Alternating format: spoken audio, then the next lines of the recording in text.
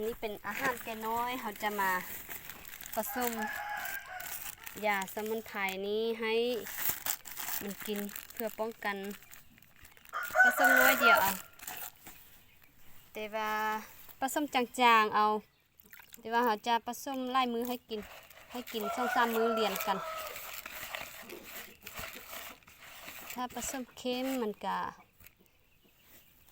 บ่เคยกินมันก็สิเลือกอันนี้มันครั้งทำอิฐที่เขาให้มันกิน